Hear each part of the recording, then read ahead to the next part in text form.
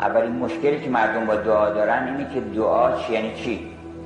شما میگید که خداوند چیزی رو مقدر کرده، من اینجا دعا بکنم که این تقدیر خداوند به هم بخوره. دعا آیا اثر میکنه یا نمیکنه؟ اگر اثر میکنه چجوری اثر میکنه؟